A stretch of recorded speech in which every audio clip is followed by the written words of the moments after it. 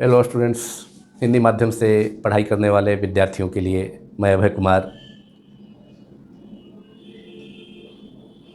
12वीं भौतिकी के अध्याय 4 चैप्टर 4 गतिशील आवेश एवं चुंबकत्व मूविंग चार्जेज एंड मैग्नेटिज्म का भाग 1 पार्ट 1 को डिस्कस करने जा रहा हूं, जिसमें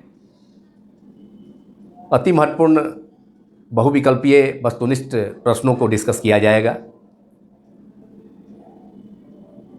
तथा इस चैप्टर के अन्य महत्वपूर्ण टॉपिक्स को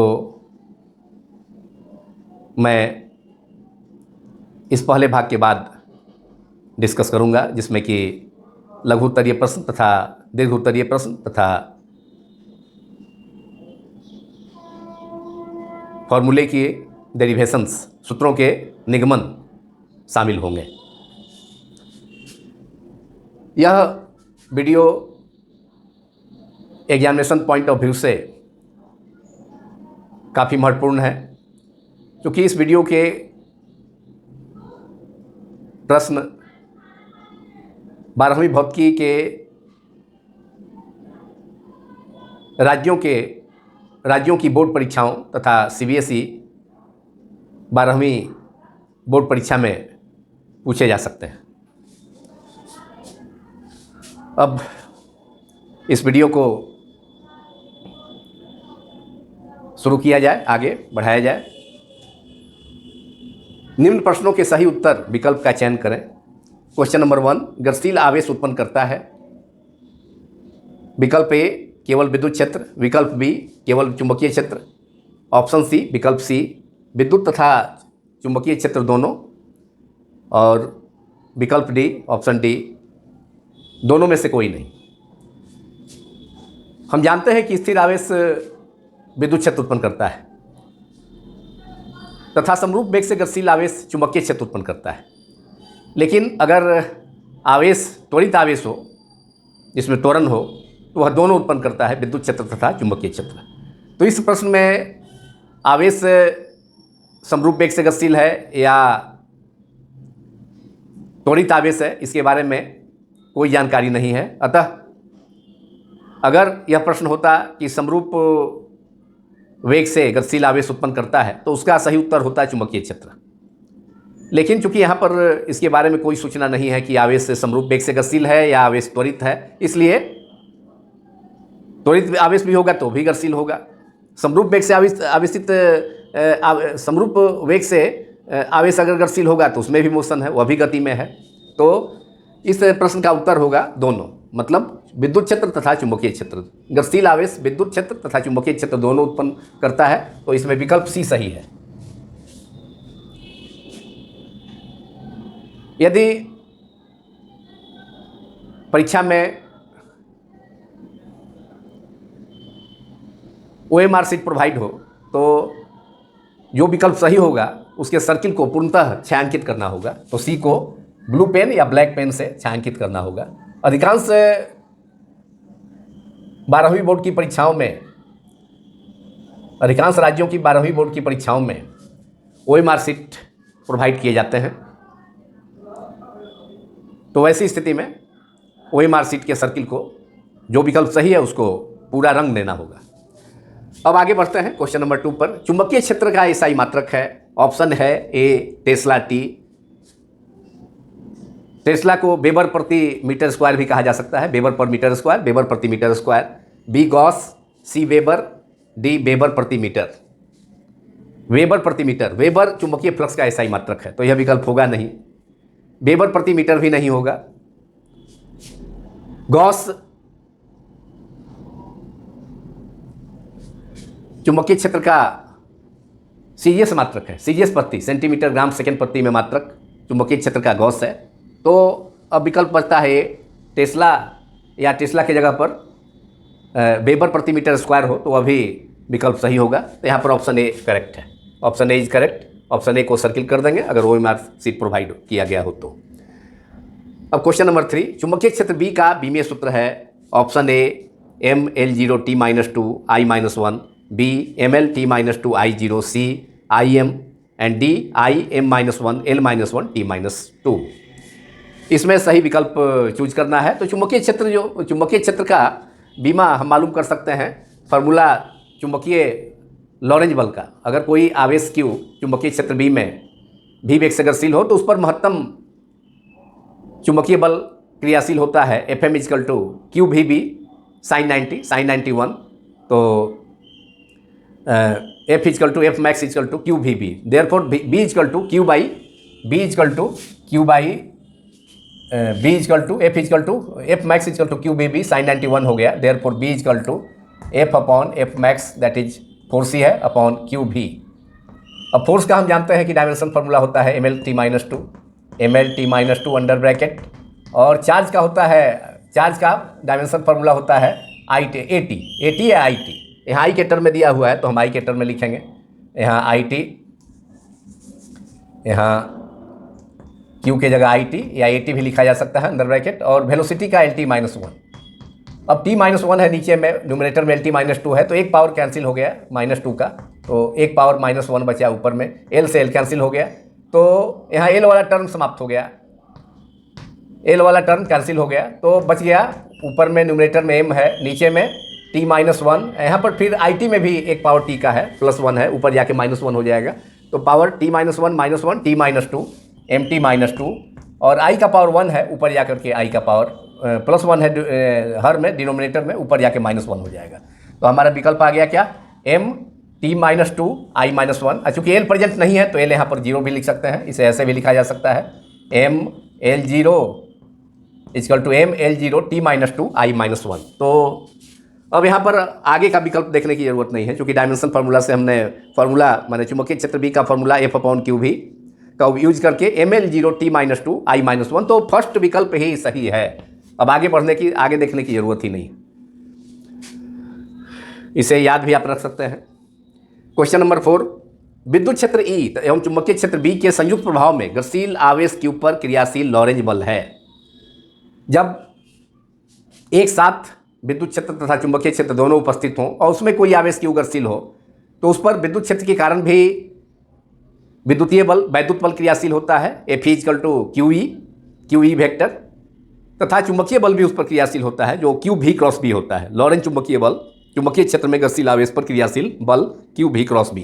तो यहाँ पर Q E plus Q V cross B, option यहाँ पर A option Q V cross B, तो ये क्यू भी क्रॉस बी, तो ये केवल लॉरेंज चुंबकीय बल है, केवल चुंबकीय क्षेत्र रहता तब होता। क्यू भी ऑप्शन बी सही है, क्यों, चूँकि यहाँ पर क्यू ई ये विद्युतीय बल है। विद्युत क्षेत्र के प्रभाव में अगर कोई आवेश विद्युत क्षेत्र में उपस्थित है या गतिशील है तो उस पर जो बल काम करेगा वह बल क्यू इंटू ई होता है, और प्लस चुंबकीय बल क्यू भी क्रॉस बी, चुंबकीय लॉरेंज बल। तो ऑप्शन बी सही है, और सी ऑप्शन इसलिए सही नहीं है कि क्यू ई प्लस क्यू भी बी क्रॉस बी, तो बी क्रॉस बी जो होगा, बी क्रॉस बी का उल्टा हो गया, माने नेगेटिव साइन हो जाएगा। चूँकि दो सदिशों का सदिश गुणन एंटी कॉमिट करता है, क्रम विनिमय नियम का पालन नहीं करता है, इसलिए A cross B not equal to B cross A. अगर बी क्रॉस ए को ए क्रॉस बी के बराबर लिखना ही है तो B cross A equal to minus A cross B होगा। तो यहाँ पर विकल्प सी सही है। विद्युत क्षेत्र तथा चुंबकीय क्षेत्र बी के संयुक्त प्रभाव में गतिशील आवेश के ऊपर क्रियाशील लॉरेंज बल Q E vector plus Q B vector plus Q vector. यहाँ क्यू पर तीर का निशान नहीं दिया गया है, एरो सदिश का चिन्ह, इसलिए कि विद्युत आवेश अदिश राशि है, जबकि विद्युत क्षेत्र, चुंबकीय क्षेत्र तथा वेग तीनों सदिश राशि हैं, तीनों सदिश राशियाँ हैं, इसलिए उन पर तीर का निशान दिया गया है। और ऑप्शन डी में था इसमें से कोई नहीं, तो नन ऑफ दीज, कोई नहीं, तो ये ऑप्शन डी से तो होगा ही नहीं, क्योंकि इसमें से तीन विकल्प में से विकल्प सी सही है। क्वेश्चन नंबर 5, चुंबकीय क्षेत्र बी वेक्टर, जिसके चुंबकीय क्षेत्र का संकेत होता है बी वेक्टर में भी वेग से गतिशील आवेश के ऊपर क्रियाशील चुंबकीय लॉरेंज बल का सूत्र अभी मैंने जिक्र किया कि अगर यदि केवल चुंबकीय क्षेत्र ही उपस्थित है और उसमें कोई आवेश क्यू भी वेग से गतिशील है तो उस पर लॉरेंज चुंबकीय बल क्रियाशील होता है, जिसकी दिशा दोनों भी और बी, मतलब गतिशील आवेश का वेग तथा चुंबकीय क्षेत्र दोनों के तल के लंबवत होती है। तो यहाँ पर करेक्ट आंसर होगा इसमें चार विकल्प में से, इसमें विकल्प दिया है A F equal to Q V vector dot B vector, B option F भी Q F equals to F vector equal to बल का संकेत है Q V cross B, V vector cross B vector, C F equal to Q upon V vector cross B vector, D कोई नहीं। तो इसमें से डॉट प्रोडक्ट तो होता नहीं है, भी और बी के बीच में क्रॉस प्रोडक्ट ही दिशा बताती है, डॉट प्रोडक्ट कोई दिशा नहीं बताती है, अदिश गुणन की कोई दिशा नहीं होती है, लेकिन यहाँ पर दिशा है, बल सदिश राशि है, वेग भी सदिश राशि है, चुंबकीय क्षेत्र भी सदिश राशि है।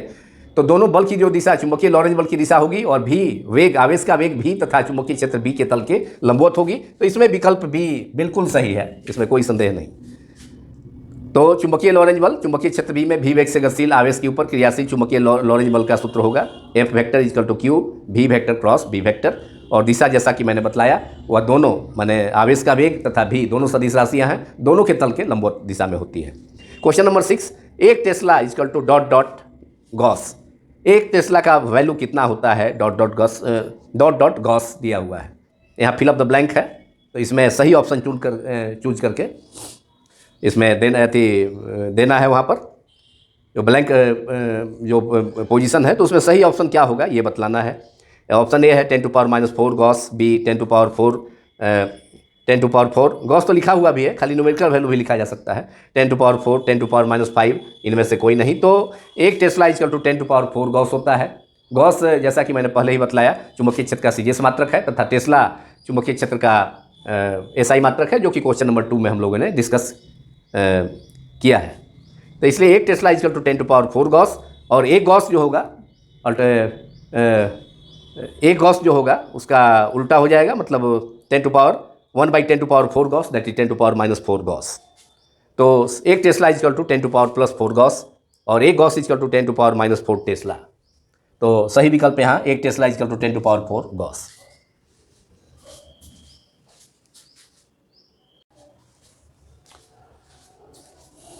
तो प्रश्न संख्या 7 वस्तुनिष्ठ प्रश्न बहुविकल्पीय। स्मॉल एम द्रव्यमान का एक आवेशित कण जिसका आवेश Q है, चुंबकीय क्षेत्र बी वेक्टर के लंबवत भी वेग से प्रवेश करता है। वृत्तीय पथ की त्रिज्या होगी। 4 विकल्प दिए गए हैं। विकल्प ए m/qb, ऑप्शन बी विकल्प B m/qvb, C 2m/qb and D एवं डी mv/qb। जब कोई आवेशित कण जिस पर आवेश Q है चुंबकीय क्षेत्र बी के लंबवत प्रवेश करता है तो उसका पथ वृत्ताकार होता है और उसकी त्रिज्या mv/qb। इसमें विकल्प डी सही है, इसलिए कि आवेशित कण चुंबकीय क्षेत्र बी में जब आवेशित कण जिसका आवेश Q है वह प्रवेश करता है तो उस पर चुंबकीय बल क्रियाशील होता है, लॉरेंट चुंबकीय बल क्रियाशील होता है। और चूंकि बी के लंबवत है, आवेशित कण के गति की दिशा चुंबकीय क्षेत्र के लंबवत है, तो भी तथा बी के बीच का कोण 90 डिग्री। इसलिए लॉरेंट बल आवेशित कण पर QVB sin 91। तो चुंबकीय बल QVB होगा जो कि दोनों के तल के लंबवत क्रियाशील होगा, भी और बी दोनों के तल के लंबवत क्रियाशील होगा और वह आवेशित कण को वृत्त पर घूमने के लिए अभिकेंद्र बल प्रदान करेगा, जिसकी दिशा भी किधर होगी, त्रिज्या के अनुरेख होगी। केंद्र उस वृत्त के केंद्र की ओर त्रिज्या के अनुरेख की होगी और V क्रॉस B की दिशा भी दोनों के तल के लंबवत R के अनुरेख की होगी। तो QVB इक्वल टू mv²/r। आवेशित कण पर क्रियाशील चुंबकीय बल का मान QVB sin 91, वह उसको वृत्त पर घूमने के लिए, यह चुंबकीय बल लॉरेंट चुंबकीय बल आवेशित कण को वृत्त पर घूमने के लिए अभिकेंद्र बल प्रदान करेगा mv²/r, जो त्रिज्या के अनुरेख उस वृत्त के केंद्र की ओर होगी। अब यहाँ से भी कैंसिल हो गया, इसलिए अब R को ऊपर कर दें और QB को नीचे ले आते हैं। Therefore R equals to mv/qb। तो ये वृत्त की त्रिज्या होगी जिस पर कि आवेशित कण समरूप चुंबकीय क्षेत्र में गतिशील होगा जब वह चुंबकीय क्षेत्र के लंबवत चुंबकीय क्षेत्र में प्रवेश करता है। तो उसकी वृत्त की त्रिज्या R इक्वल टू mv/qb। तो चारों विकल्प में mv/qb ये विकल्प सही है। इसी प्रश्न को एक दूसरे ढंग से भी पूछा जा सकता है कि जब कोई आवेशित कण जिसका आवेश Q है वह चुंबकीय क्षेत्र बी के लंबवत भी वेग से प्रवेश करता है तो उसकी पथ की त्रिज्या, उसके वृत्तीय पथ की त्रिज्या, उस आवेशित कण की वृत्त की त्रिज्या किसके समानुपाती होगी? ऊर्जा के, संवेग के, कोणीय संवेग के, इनमें से कोई नहीं। तो यहाँ पर mv क्या है? रेखीय संवेग है। तो यहाँ त्रिज्या किसके समानुपाती होगी? आवेश का मान नियत है, चुंबकीय क्षेत्र भी नियत है, Q और B दोनों का मान नियत है। तो यहाँ वृत्त की त्रिज्या जब कोई आवेशित कण चुंबकीय क्षेत्र समरूप चुंबकीय क्षेत्र में की दिशा के लंबवत चुंबकीय उसमें प्रवेश करता है तो उसके वृत्त की त्रिज्या उसके संवेग के समानुपाती होगी, या ऐसे भी हो सकता है कि उसकी वृत्त की त्रिज्या समानुपाती होगी चाल के या वेग के, त्वरण के, ऊर्जा के, इनमें से कोई नहीं। तो सही विकल्प होगा त्रिज्या आर समानुपाती होगी किसके, चाल के, भी के, या नहीं तो संवेग के, क्योंकि संवेग होता है द्रव्यमान गुना वेग। तो इस पर इस प्रश्न क्वेश्चन नंबर 7 पर आधारित तो इस ढंग से भी प्रश्न वस्तुनिष्ठ प्रश्न पूछे जाते हैं या जा सकते हैं। नाउ क्वेश्चन नंबर 8, एक आवेशित कण को एक समरूप विद्युत क्षेत्र एवं चुंबकीय क्षेत्र में, एक समरूप विद्युत क्षेत्र एवं चुंबकीय क्षेत्र में जो परस्पर समानांतर है, यहाँ पर विद्युत क्षेत्र चुंबकीय क्षेत्र एक दूसरे के लंबवत नहीं है, परस्पर एक दूसरे के समानांतर है, मतलब दोनों के बीच का कोण शून्य होगा विद्युत क्षेत्र तथा चुंबकीय क्षेत्र के बीच में। विरामावस्था से उस कण को, आवेशित कण को छोड़ा जाता है तो कण की गति होगी ए वृत्तीय होगी, बी सरल रेखीय होगी, सी कुंडलिनी होगी हेलिकल जिसे अंग्रेजी में कहा जाता है, और डी चक्रण गति जिसे स्पिन मोशन कहा जाता है। तो इसमें सही आंसर होगा, क्योंकि यहाँ पर तो विद्युत क्षेत्र और चुंबकीय क्षेत्र एक दूसरे के लंबवत नहीं है, परस्पर लंबवत नहीं है, इसलिए आवेशित कण का जो पथ होगा, गति की दिशा, वह सरल रेखीय होगी। तो ऑप्शन बी इसमें करेक्ट है। OMR शीट में इसे विकल्प बी को पूरा विकल्प बी के पूरे वृत्त को कलर करना हो, रंगना होगा ब्लू या ब्लैक पेन से। इस बात को फिर से दोहराते हुए क्वेश्चन नंबर 9, किसी समान चुंबकीय क्षेत्र में एक इलेक्ट्रॉन क्षेत्र के लंबवत, मतलब चुंबकीय क्षेत्र के लंबवत दिशा में प्रवेश करता है। इलेक्ट्रॉन का पथ कैसा होगा? इलेक्ट्रॉन का पथ होगा ऑप्शन ए है, विकल्प ए है परवलयाकार पैराबोलिक, बी दीर्घवृत्ताकार इलिप्टिकल, अंग्रेजी में इलिप्टिकल कहा जाता है, सी वृत्ताकार सर्कुलर, डी सरल रैखिक तो रेक्टिलिनियर। तो इसमें अभी इस प्रश्न को हमने डिस्कस किया, क्वेश्चन 7 में इसी से रिलेटेड प्रश्न था। वहाँ पर साफ उत्तर है कि m द्रव्यमान का आवेशित कण चुंबकीय क्षेत्र बी के लंबवत प्रवेश करता है तो उसकी वृत्तीय पथ की त्रिज्या क्या होगी। तो उसके इसका आंसर यही छिपा हुआ है कि उसका पथ कैसा होगा, वृत्तीय होगा। तो इसमें ऑप्शन सी, विकल्प सी सही है। अब क्वेश्चन नंबर 10, चुंबकनशीलता म्यू और mu equal to mu naught mu R होता है। म्यू नॉट निर्वात या शून्य की चुंबकनशीलता, म्यू आर माध्यम की सापेक्षिक चुंबकनशीलता। हवाई निर्वात के लिए म्यू आर का मान 1 होता है और अन्य माध्यम के लिए म्यू आर का मान 1 से अधिक होता है। तो चुंबकनशीलता म्यू का बीमीय सूत्र है A mlt-2 a-2, B mlt(t⁻²) a-2, C mlt(2) a⁻², and D mlt-2 a।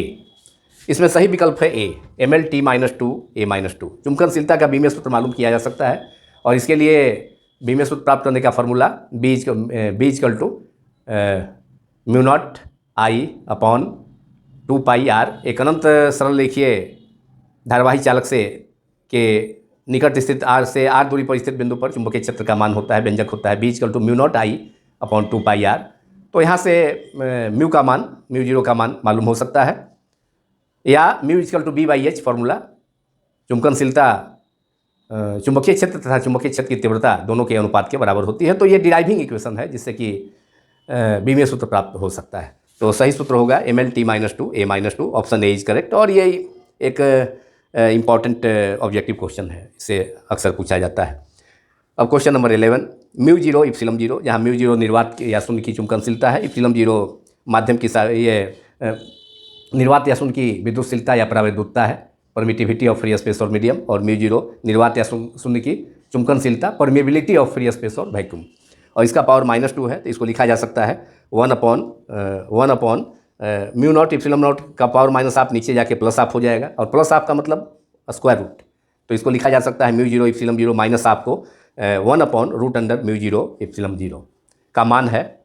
Option A है 3 × 10⁸ सेंटीमीटर पर सेकेंड, ऑप्शन बी है 3 × 10⁻10 सेंटीमीटर पर सेकेंड, ऑप्शन सी 3 × 10⁹ सेंटीमीटर पर सेकेंड, तथा डी ऑप्शन डी 3 × 10⁸ किलोमीटर पर सेकेंड। तो इसमें ये म्यू जीरो का वैल्यू और इप्सिलम जीरो का वैल्यू अगर रख दिया जाए, म्यू जीरो का वैल्यू 4 पाई × 10⁻⁻7 हेनरी पर मीटर और इप्सिलम जीरो का वैल्यू 8.85 × 10⁻12 कूलम्ब स्क्वायर पर न्यूटन मीटर स्क्वायर, और उसको दोनों को मल्टीप्लाई करके उसका स्क्वायर रूट ले लिया जाए और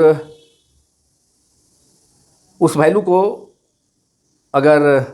उस वैल्यू से अगर डिवाइड किया जाए 1 में, तो रिजल्ट आएगा प्रकाश की चाल के बराबर, सी के इक्वल होगा। C square equal to formula है सी स्क्वायर इक्वल टू 1/म्यू not epsilon not, therefore C equal to 1/रूट under mu not epsilon not. वही तो ये है mu not epsilon not minus आप या 1/रूट under mu not epsilon not. तो इसका वैल्यू सी के प्रकाश की चाल के बराबर होगा। निर्वात में प्रकाश की चाल, speed of light in air और वैक्यूम 3 × 10⁸ मीटर पर सेकेंड, लेकिन यहाँ मीटर में कोई विकल्प नहीं है, सेंटीमीटर में है जरूर। तो 1 मीटर इक्वल टू 100 सेंटीमीटर, तो 3 × 10⁸ मीटर पर सेकेंड, तो उसको सेंटीमीटर में कन्वर्ट कर दें तो 100 से मल्टीप्लाई करना पड़ेगा, तो सही विकल्प हो जाएगा 3 × 10⁻10 सेंटीमीटर पर सेकेंड। इसमें विकल्प ए नहीं होगा, 3 × 10⁸ सेंटीमीटर पर सेकेंड है, और सी है 3 × 10⁹ सेंटीमीटर पर सेकेंड, और डी 3 × 10⁸ किलोमीटर पर सेकेंड। तो सही विकल्प यही होगा, 3 × 10⁸ मीटर पर सेकेंड, या 3 × 10⁻10 मीटर में कन्वर्ट कर दिए, 1 मीटर इक्वल टू 100 cm से मल्टीप्लाई कर दिए, तो 10⁻8 × 10⁻2 दैट इज 10⁻10 सेंटीमीटर पर सेकेंड। तो इसमें सही विकल्प बी होगा, mu naught epsilon not minus half, या 1/√अंडर म्यू नॉट एप्सिलॉन नॉट का वैल्यू।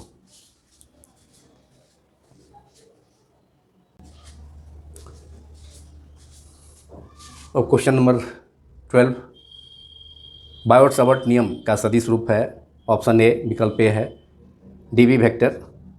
डीवी क्या है? अल्पांश के कारण, धारावाही अल्पांश के कारण, किसी धारावाही चालक के एक अल्पांश के कारण उसके निकट किसी बिंदु पर चुंबकीय क्षेत्र का मान है डीवी।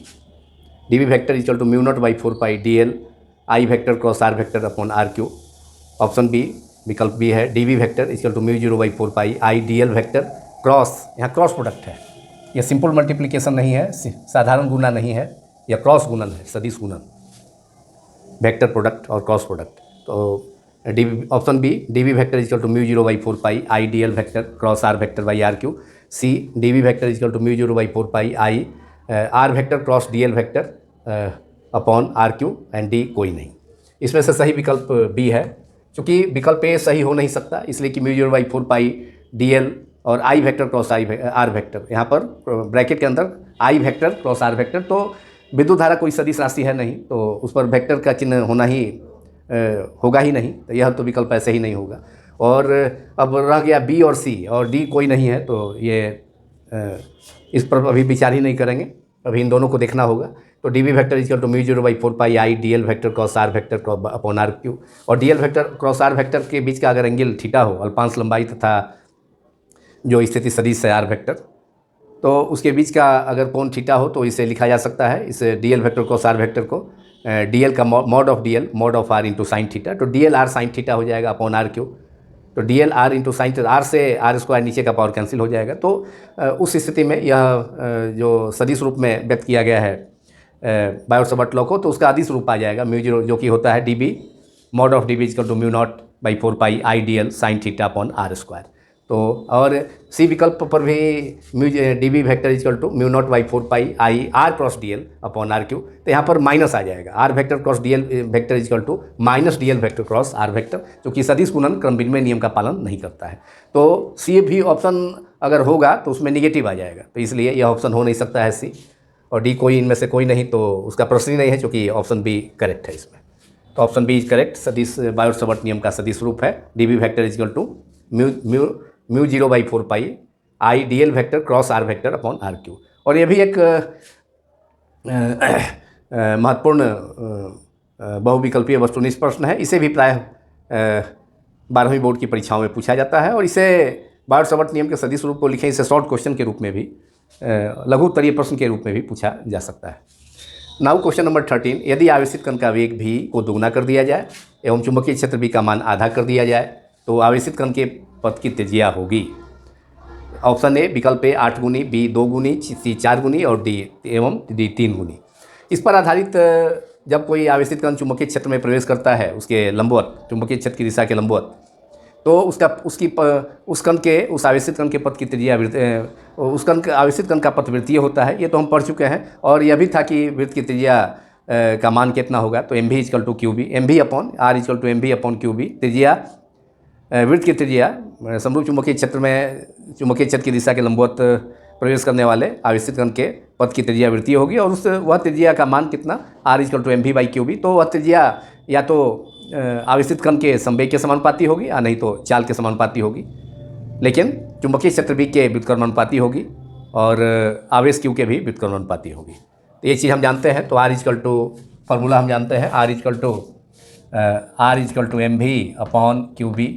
अब इस प्रश्न में आवेशित कण का वेग को दोगुना कर देना है, तो v के जगह 2 भी, तो m इंटू वी के जगह 2 भी कर दिया जाए, और यहाँ क्यू पर आवेश तो पर तो कोई प्रभाव नहीं है, लेकिन चुंबकीय क्षेत्र का मान आधा कर दिया जाए, मतलब B/2 कर दिया जाए। B है चुंबकीय क्षेत्र, B/2 कर दिया जाए तो ये 2 ऊपर चला जाएगा, और 2 पहले से यहाँ पर है। आवेश वेग भी, आवेशित कण का वेग को भी दोगुना किया गया है, तो 2 ऊपर चला जाएगा न्यूमरेटर में, अंश में, तो 2 × 2 4 हो जाएगा, तो 4 mb/qb। और mb/qb क्या है? r है। तो जो नई त्रिज्या होगी वह हो जाएगी r dash equal to mb/4 × mv/qb, that is 4 × r। मतलब रिजल्ट आपका आएगा r dash equal to 4 × r, मैंने प्रारंभिक जो त्रिज्या है वृत्त की उससे 4 गुनी हो जाएगी। तो सही विकल्प होगा इसमें, सही विकल्प होगा ऑप्शन में 4 ए। ऑप्शन ए है 8 गुनी, बी 2 गुनी, सी 4 गुनी, तो ऑप्शन सी इज करेक्ट। इसको हम लोगों ने सूत्र के आधार पर देखा भी, डिस्कस किया। Now question number 14।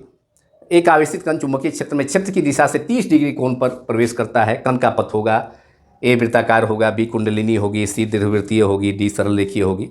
तो अभी तक हमने देखा कि सरल रेखीय और वृत्ताकार, अगर आवेशित कण चुंबकीय क्षेत्र की दिशा के लंबवत प्रवेश करता है चुंबकीय क्षेत्र में, उसकी दिशा के लंबवत प्रवेश, चुंबकीय क्षेत्र के लंबवत प्रवेश करता है तो उसका पथ वृत्ताकार होता है, वह तो हमने देखा। और यह भी देखा कि अगर वृत्तीय क्षेत्र, समरूप वृत्तीय क्षेत्र, समरूप विद्युत क्षेत्र तथा समरूप चुंबकीय क्षेत्र, अगर एक समान चुंबकीय क्षेत्र तथा विद्युत क्षेत्र उपस्थित हों और एक दूसरे के समानांतर हों और उसमें कोई आवेशित कण प्रवेश करता है तो उसका पथ सरल रेखीय होगा, इसको भी हमने देखा। लेकिन यहाँ पर तो कुछ कोण पर, यहाँ पर तो आवेशित कण चुंबकीय क्षेत्र में क्षेत्र की दिशा से कुछ कोण पर 30 डिग्री के कोण पर गतिशील है, 30 हो 45 हो जो भी हो, तो यहाँ 30 डिग्री का कोण है, 45 डिग्री भी हो सकता है। तो अब कण का पथ क्या होगा? तो कण का पथ जो होगा, अब इसमें ऑप्शन बी सही है, कुंडलिनी पथ होगा, हेलिकल, माने स्प्रिंग नुमा पथ होगा। यहाँ पर स्प्रिंग नुमा पथ होगा, हेलिकल, ऐसे इस ढंग से हेलिकल पथ होगा, स्प्रिंग नुमा, कमानी जैसा। और यहाँ पर चूँकि आवेशित कण चुंबकीय क्षेत्र की दिशा के से कितने कोण पर गतिशील है, कितने कोण पर इसका आवेशित कण 30 डिग्री पर।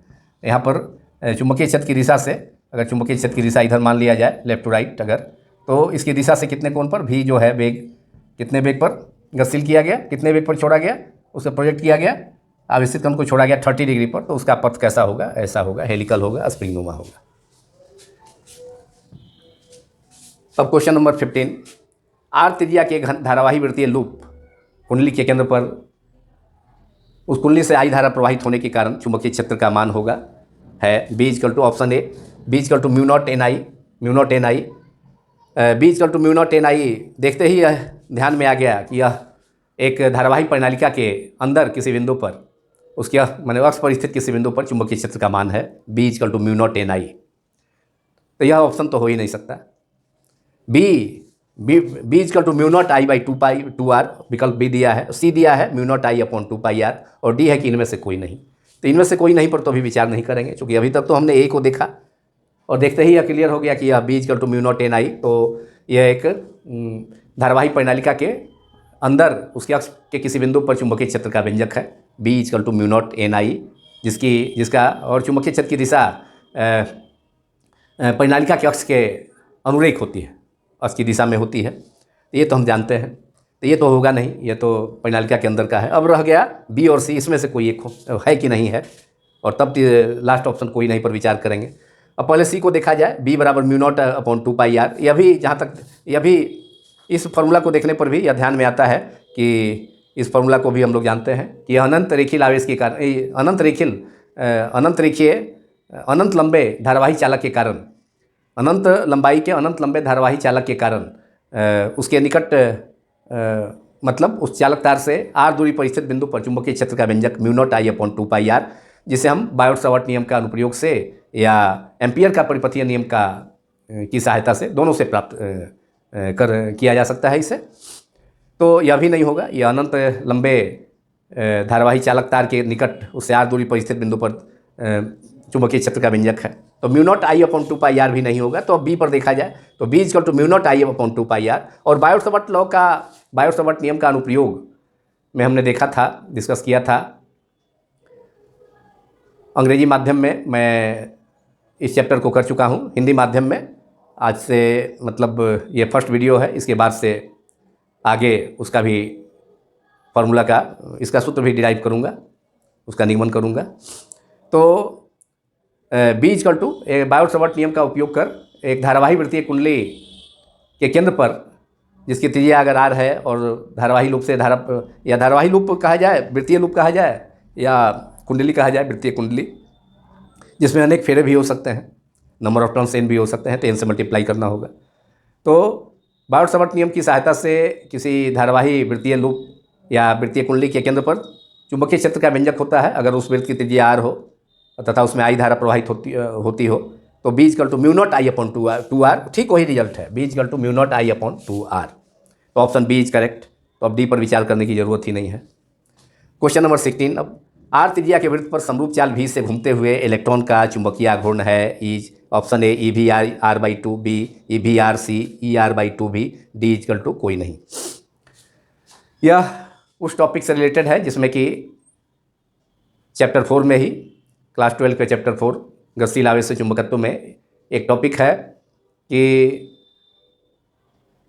किसी परमाणु के नाभिक के गिर्द घूर्णन करने वाले इलेक्ट्रॉन का चुंबकीय आघूर्ण।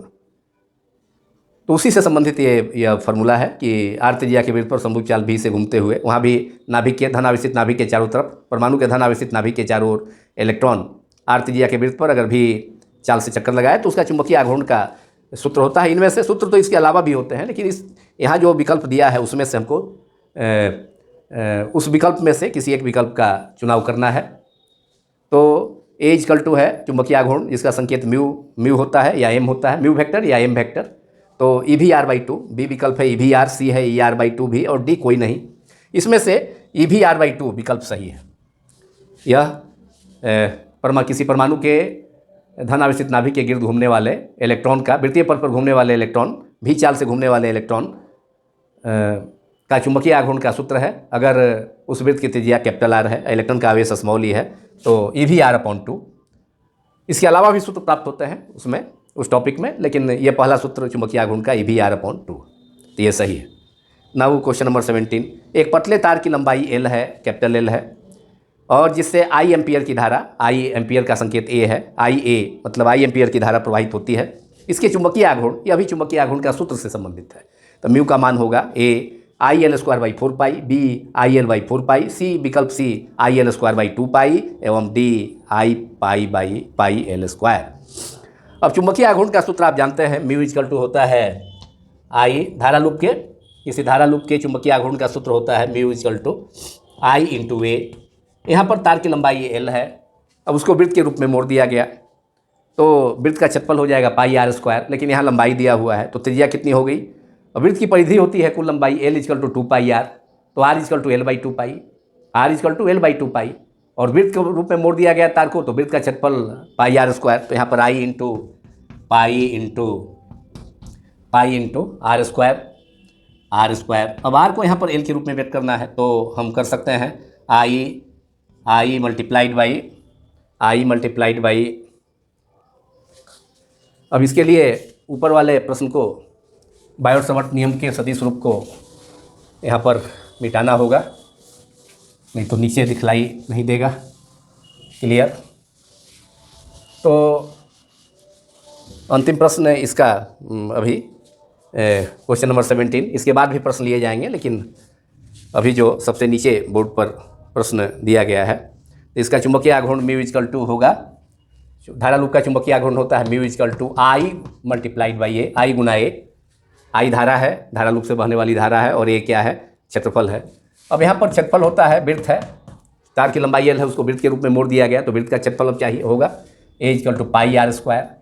लेकिन तार की लंबाई कितनी दी हुई है, तार की लंबाई दी हुई है एल है, अब उसे वृत्त के रूप में तोड़ा गया, मोड़ा गया, तो अब वृत्त की जो लंबाई होगी, एल लंबाई, वृत्त की लंबाई कितनी होती है 2 पाई आर, अगर त्रिज्या के रूप में व्यक्त किया जाए तो एल इक्वल टू, अगर वृत्त की त्रिज्या आर हो, लंबाई एल है उसका, लेकिन अब उसको वृत्त के रूप में परिवर्तित कर दिया गया, तो वृत्त की परिधि उसकी कुल लंबाई के इक्वल होगा, 2 पाई आर वृत्त की परिधि, तो लंबाई एल के इक्वल होगा, इसलिए R equals to L upon 2 pi, R equal to L upon 2 pi, therefore R equals to L upon 2 pi. अब यहाँ पर आर के जगह एल बाई 2 पाई रख देंगे, I multiplied by pi, R के जगह L by 2 pi whole square, that is I multiplied by pi L by 2 pi square, that is L square upon 4 pi, 2 pi का whole square equal to 4 pi R square. Pi से एक pi cancel हो गया, numerator denominator का 4 pi square का। तो अब result आपको आ गया आई एल स्क्वायर अपॉन 4 पाई। ये रिजल्ट हमें प्राप्त हुआ। अभी जो प्रश्न दिया गया है, एल लंबाई का एक चालक तार है और उसको वृत्त के रूप में मोड़ दिया गया है, तो उसका चुंबकीय आघूर्ण क्या होगा। तो चुंबकीय आघूर्ण म्यू इक्वल टू सदिश राशि है लेकिन चुंबकीय आघूर्ण का मान लिखे हैं, मान लिखा जाए यहाँ, तो म्यू उसका मैग्नीट्यूड लेने पर, परिमाण लेने पर म्यू हो जाएगा। तो म्यू इक्वल टू, इसलिए रिजल्ट आ गया mu equal to I L square upon 4 pi. This is the result, यही इसका उत्तर होगा। तो अब चारों विकल्प में हम इसको खोजें, इसको ढूंढें कौन सा विकल्प है। ए विकल्प आई एल स्क्वायर बाई 4 पाई, यही फर्स्ट विकल्प ही है, पहला विकल्प ही यही है। तो अब आगे विकल्प देखने की जरूरत ही नहीं है, यही करेक्ट आंसर है और एक ही विकल्प चूज करना है। तो चुंबकीय आघूर्ण mu equal to I L square by 4 pi, ये सही होगा। बी विकल्प I L by 4 pi, C I L square by 2 pi एवं D I pi L square सभी गलत हैं। एक सही आंसर केवल पहला ही विकल्प है जो कि आसानी से प्राप्त हो गया इस फार्मूला का यूज करते हुए। चुंबकीय आघूर्ण का फार्मूला और लंबाई को वृत्त के रूप में, मैंने पूरे चालक तार को लंबाई वृत्त के रूप में मोड़ दिया गया, तो उसकी पूरी लंबाई वृत्त की परिधि के इक्वल हो जाएगी। तो एल अपॉन 2 पाई आर, उससे आर का वैल्यू त्रिज्या निकल गया एल अपॉन 2 पाई। और इस फार्मूला में चुंबकीय आघूर्ण I equal to I into ए, मतलब धारा गुने क्षेत्रफल, और वृत्त का क्षेत्रफल पाई आर स्क्वायर। अब आर का मान वहाँ पर मालूम हो गया, एल बाई 2 पाई रख दिए। Answer I mu equal to चुंबकीय आघूर्ण आई एल स्क्वायर बाई 4 पाई।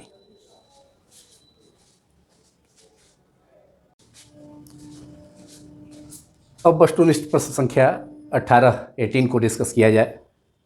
दो लंबे एवं समानांतर धारावाही चालक तारों में यदि विद्युत धाराएं एक ही दिशा में प्रवाहित हो रही हों तो एक दूसरे को करते हैं ए, ऑप्शन ए विकल्प ए विकर्षित, अंग्रेजी में रिपेल, बी आकर्षित अट्रैक्ट, सी न तो आकर्षित न विकर्षित, neither attract no repel, and D कोई नहीं, इनमें से कोई नहीं, नन ऑफ दीज। तो दो लंबे एवं समानांतर धारावाही चालक अगर उनसे होकर एक ही दिशा में धारा प्रवाहित होती है तो एक दूसरे को आकर्षित करते हैं और इसके कारण दोनों चालक तार एक दूसरे के माने बल की जो दिशा होगी दोनों धारावाही चालक तारों पर वह अंदर की ओर होगी, इसलिए दोनों चालक तार एक दूसरे के निकट आएंगे। दोनों धारावाही चालक तार आकर्षण बल के कारण एक दूसरे के निकट आएंगे।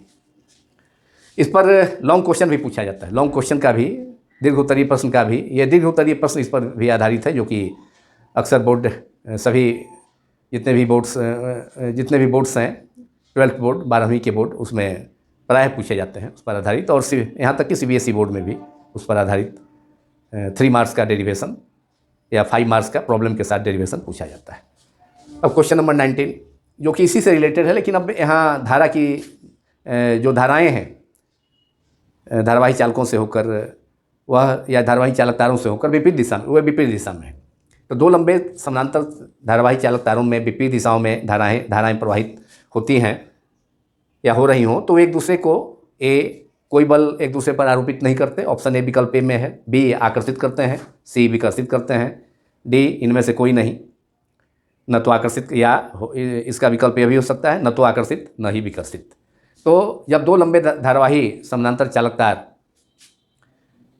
जो कुछ दूरी पर रखे जाएं हवा या निर्वात में और उनसे होकर विपरीत दिशा में धारावाही प्रवाहित हों, एक चालक तार से अगर धारा प्रवाहित होती है I1, दूसरे से I2 और एक दूसरे से D दूरी पर रखे जाएं तो एक दूसरे को विकर्षित करते हैं। दोनों धारावाही चालक तारों पर बल की दिशा जो क्रियाशील होती है वह बाहर की ओर होती है। और फ्लेमिंग के यह बल की दिशा कैसे किस नियम से निर्धारित होती है, तो फ्लेमिंग के बाएँ हाथ के नियम से, फ्लेमिंग के बाएँ हस्त नियम से चुंबकीय क्षेत्र में धारावाही चालक तार पर क्रियाशील धारावाही चालक तारों पर क्रियाशील बल की दिशा निर्धारित होती है।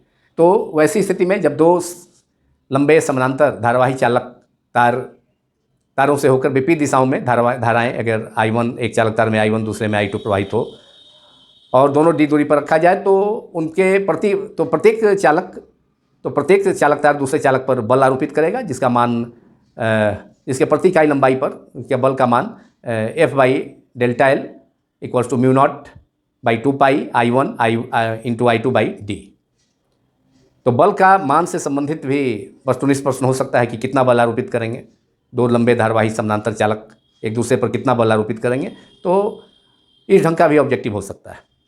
तो अब बल होगा उसके प्रति इकाई, प्रत्येक चालक धारावाही चालक दूसरे चालक के प्रति इकाई लंबाई पर बल आरोपित करेगा, वह होगा F equals to mu nought upon 2πd I1I2 into delta L, जहाँ डेल्टा एल अल्पांश लंबाई है किसी लंबे धारावाही चालक तार की। तो यहाँ पर जब विपरीत दिशा, जब दो लंबे समानांतर धारावाही चालकों से होकर विपरीत दिशाओं में धारा प्रवाहित होंगी, तो फ्लेमिंग के बाएं हाथ के नियम के अनुसार जो बल की दिशा होगी प्रत्येक धारावाही चालक पर, वो एक दूसरे के विपरीत होगी, बाहर की ओर होगी। इसलिए दोनों धारावाही चालक तार ऐसी स्थिति में बाहर की ओर, एक दूसरे के निकट न आकर बाहर की ओर एक दूसरे से दूर जाएंगे। तो इसमें सही ऑप्शन होगा, दो लंबे समानांतर चालक तारों में विपरीत दिशाओं में धाराएं प्रवाहित होती हैं तो एक दूसरे को विकर्षित करते हैं। ऑप्शन सी इसमें करेक्ट है। जबकि क्वेश्चन नंबर 18 में ऑप्शन बी सही था, जब दो लंबे समानांतर चालक तारों में एक ही दिशा में विद्युत धाराएं प्रवाहित होती थी I1 एवं I2, तो वे एक दूसरे को आकर्षित करते हैं। नाउ क्वेश्चन नंबर 20, प्रश्न संख्या 20, यदि किसी चल कुंडली गैल्वेनोमीटर में तार के फेरों या लपेटों की संख्या बढ़ा दी जाए तो इसकी सुग्राहिता, विकल्प ए दिया है, ऑप्शन ए बढ़ती है, बी घटती है, सी अपरिवर्तित रहती है और बढ़ या घट सकती है। तो सुग्राहिता का सूत्र होता है, धारा सुग्राहिता का θ/I equal to NBA/C, θ/I धारा सुग्राहिता NBA/C, NB, जहाँ ए चल कुंडली गैल्वेनोमीटर की आयताकार कुंडली में तार के लपेटों की संख्या है और बी चुंबकीय क्षेत्र है और ए क्षेत्रफल है कुंडली का और I NBA/C और सी गैल्वेनोमीटर को लटकाने वाला निलंबन तार जो कि फास्फोर ब्रोंज का होता है, उसके लिए ऐंठन नियतांक है। निलंबन तार का ऐंठन नियतांक, ट्विस्टिंग कांस्टेंट, जो कि फास्फोर ब्रोंज का तार का उपयोग किया जाता है चल कुंडली गैल्वेनोमीटर के कुंडली को लटकाने के लिए। तो और उसका कारण यह है फास्फोर ब्रोंज का तार का यूज करने कि उसके फास्फोर ब्रोंज के तार का जो ऐंठन नियतांक होता है सी, स्मॉल सी, उसका वैल्यू कम होता है, जिससे कि चल कुंडली गैल्वेनोमीटर की धारा सुग्राहिता का मान अधिक होगा। धारा सुग्राहिता का मतलब है कि प्रति इकाई गैल्वेनोमीटर की कुंडली से होकर प्रति इकाई धारा प्रवाहित होने से उत्पन्न विक्षेप को धारा सुग्राहिता कहा जाता है। यदि गैल्वेनोमीटर की कुंडली से अल्प धारा प्रवाहित करने पर भी यदि उस कुंडली में अधिक विक्षेप उत्पन्न होता है तो कहा जाता है कि वह गैल्वेनोमीटर अधिक सुग्राही है। और यदि गैल्वेनोमीटर की कुंडली से होकर अधिक धारा भेजा जाए लेकिन उसका कुंडली का विक्षेप कम हो, तो ऐसी स्थिति में उस गैल्वेनोमीटर को कम सुग्राही कहा जाएगा। तो धारा सुग्राहिता θI का फॉर्मूला है, सूत्र है NBA/C, जहाँ n कुंडली में तार के लपेटों की संख्या है। तो अगर यहाँ प्रश्न है कि यदि किसी चल कुंडली गैल्वेनोमीटर में तार के फेरों की संख्या, लपेटों की संख्या बढ़ा दी जाए तो सुग्राहिता बढ़ेगी या घटेगी, तो यहाँ क्लियर है कि θ/I धारा सुग्राहिता किसके समानुपाती है? धारा सुग्राहिता समानुपाती है, θ/I समानुपाती है किसके? डायरेक्टली प्रोपोर्शनल टू n के समानुपाती है। तार के लपेटों की संख्या कुंडली में तार के लपेटों की संख्या के समानुपाती हो गया। तो अगर संख्या बढ़ाई जाएगी तार के लपेटों की संख्या, तो समानुपाती का मतलब क्या है कि एक चीज़ बढ़ेगा तो दूसरा भी उसी अनुपात में बढ़ेगा, और अगर एक चीज़ घटेगा तो दूसरा चीज़ जो उस पर निर्भर कर रहा है वो भी उसी अनुपात में घटेगा। तो यहाँ चल कुंडली गैल्वेनोमीटर की सुग्राहिता θ/I तार के लपेटों की संख्या n के समानुपाती है। तो ऐसी स्थिति में तार के लपेटों की संख्या बढ़ाएंगे तो धारा सुग्राहिता θ/I का मान भी, गैल्वेनोमीटर की धारा सुग्राहिता θ/I का मान भी बढ़ेगा। तो सही विकल्प इसमें होगा, सही आंसर होगा बढ़ती है। किसी चल कुंडली गैल्वेनोमीटर में तार के फेरों लपेटों की संख्या बढ़ा दी जाए तो इसकी सुग्राहिता बढ़ती है।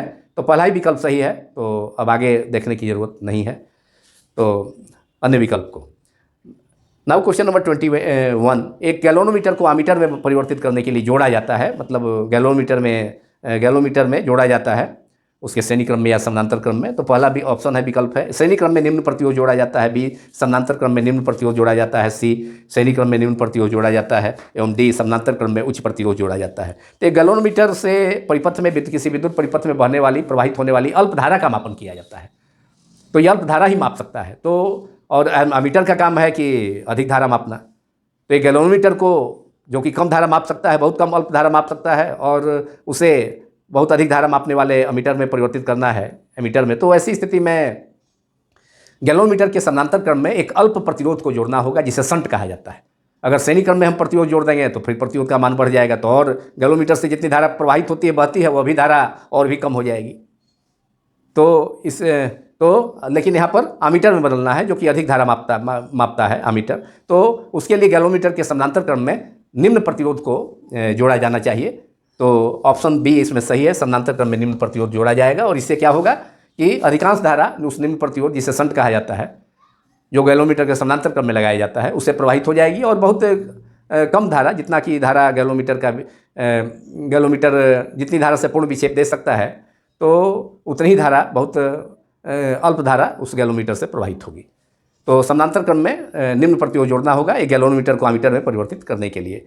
अब वस्तुनिष्ठ प्रश्न संख्या 22। एक गैलोमीटर को वोल्टमीटर में बदलने के लिए जोड़ा जाता है। ए उसके श्रेणी क्रम में निम्न प्रतिरोध, बी उसके समानांतर क्रम में निम्न प्रतिरोध गैलोमीटर के, उसके का मतलब गैलोमीटर के, जो गैलोमीटर को ही बदलना है अब वोल्टमीटर में, विभवांतर मापने वाला यंत्र में वोल्टमीटर से विभवांतर मापा जाता है। सी श्रेणी क्रम में उच्च प्रतिरोध और डी समानांतर क्रम में उच्च प्रतिरोध। तो चूंकि वोल्टमीटर का प्रतिरोध उच्च होता है, गैलोमीटर का प्रतिरोध भी उच्च होता है, तो गैलोमीटर को वोल्टमीटर में बदलने के लिए प्रतिरोध हाई है, तो श्रेणी क्रम में उच्च प्रतिरोध जोड़ना होगा। श्रेणी क्रम में जोड़ने पर प्रतिरोध का मान बढ़ेगा। समानांतर क्रम में अगर प्रतिरोध जोड़ दिया जाए तो वैसी स्थिति में प्रतिरोध का मान, समानांतर क्रम, चूँकि प्रतिरोधों का समानांतर क्रम में समतुल्य प्रतिरोध का मान घटता है, हम जानते हैं, इसलिए श्रेणी क्रम में उच्च प्रतिरोध जोड़ना होगा। गैलोमीटर के श्रेणी क्रम में उच्च प्रतिरोध जोड़ना होगा, जिससे कि गैलोमीटर को वोल्टमीटर में बदला जा सके। तो यहाँ पर इसमें चारों ऑप्शन में था, पहला ऑप्शन था ए श्रेणी क्रम में निम्न प्रतिरोध, बी समानांतर क्रम में निम्न प्रतिरोध, सी श्रेणी क्रम में उच्च प्रतिरोध और एवं डी ऑप्शन डी समानांतर क्रम में उच्च प्रतिरोध। तो ऑप्शन सी विकल्प सी सही है। गैलोमीटर के श्रेणी क्रम में उच्च प्रतिरोध जोड़ना होगा, जिससे कि उसे वोल्टमीटर विभवांतर मापने वाले यंत्र में, विद्युतीय यंत्र में परिवर्तित किया जा सके। अब क्वेश्चन नंबर 23, जो कि अंतिम प्रश्न होगा इस बहुविकल्पीय इस वीडियो का, जिसमें कि केवल बहुविकल्पीय वस्तुनिष्ठ प्रश्न और वह महत्वपूर्ण बहुविकल्पीय वस्तुनिष्ठ प्रश्न, जो कि पूरे देश भर के विभिन्न राज्यों की बोर्ड परीक्षाओं और यहाँ तक कि CBSE बोर्ड की परीक्षा में भी पूछे जाने वाले प्रश्न, इस चैप्टर से पूछे जाने वाले जो प्रश्न होंगे, तो वे अधिकांश प्रश्न इस वीडियो से हो सकते हैं। तो क्वेश्चन नंबर 23, एक आदर्श एमीटर का प्रतिरोध होता है। ऑप्शन ए अनंत, बी 0, सी 1 ओम तथा डी 10 ओम। चूँकि आमीटर से अधिक धारा मापा जाता है और आदर्श आमीटर है तो बहुत अधिक धारा मापेगा। तो आमीटर का प्रतिरोध, चूँकि अधिक धारा मापा जाता है आमीटर से, तो आमीटर का प्रतिरोध कम होता है। गैलोमीटर का प्रतिरोध ज़्यादा होता है, अधिक होता है, लेकिन आमीटर का प्रतिरोध कम होता है। और आदर्श एमीटर हो गया तो प्रतिरोध बहुत ही कम होगा, इतना कम होगा कि उसे शून्य माना जा सकता है। इसलिए एक आदर्श एमीटर का प्रतिरोध 0 होता है। विकल्प बी सही है। यह भी एक अच्छा प्रश्न है, वस्तुनिष्ठ प्रश्न। इसके अलावा एक अन्य प्रश्न भी वोल्टमीटर से संबंधित हो सकता है, उसको क्वेश्चन नंबर 24 के रूप में आप सभी ऐड कर सकते हैं कि एक आदर्श वोल्टमीटर का प्रतिरोध होता है। ऑप्शन रह सकता है ए 0, बी अनंत, सी 5 वोल्ट, डी 20 वोल्ट। तो उसमें सही आंसर होगा अनंत। एक आदर्श आमीटर का प्रतिरोध होता है, एक आदर्श आमीटर का प्रतिरोध अनंत होता है, क्योंकि वोल्टमीटर का प्रतिरोध तो अधिक होता ही है। और आदर्श वोल्टमीटर होगा तो प्रतिरोध बहुत लार्ज हो गया, बहुत ज़्यादा हो गया, बहुत अधिक हो गया, और बहुत अधिक का मतलब उसे अनंत कहा जाएगा। तो एक आदर्श वोल्टमीटर का प्रतिरोध अनंत होता है। तो उसे क्वेश्चन 24 के रूप में आप सभी शामिल कर सकते हैं उस प्रश्न को। और अब इसी के साथ यह वीडियो, जो कि क्लास 12वीं क्लास माने क्लास 12 भौतिकी फिजिक्स के चैप्टर 4 गतिशील आवेश एवं चुंबकत्व का पहला भाग था, पार्ट 1 था, भाग 1 था, वह समाप्त होता है। लेकिन इस चैप्टर के में अभी कई वीडियो बनाए जाएंगे, क्योंकि अभी तो लघु उत्तरीय प्रश्न है या दीर्घ उत्तरीय प्रश्न है या डेरिवेशन है फार्मूला का, वो सभी तो बाकी है। तो चूँकि परीक्षा नज़दीक होती है तो इसलिए और देखते देखते परीक्षा आ जाती है, तो मैंने सोचा कि वस्तुनिष्ठ प्रश्न से भी बहुत से स्टेट बोर्ड्स में 50% प्रश्न वस्तुनिष्ठ ही पूछे जाते हैं, जैसे कि बिहार बोर्ड है, या अन्य बोर्ड में भी कम से कम 15-20 नंबर अंक के तो वस्तुनिष्ठ प्रश्न पूछे ही जाते हैं। तो सभी बोर्डों, जितने भी बोर्ड्स हैं, जितने भी स्टेट बोर्ड्स हैं पूरे देश में, उन सभी को ध्यान में रखते हुए मैंने इस चैप्टर में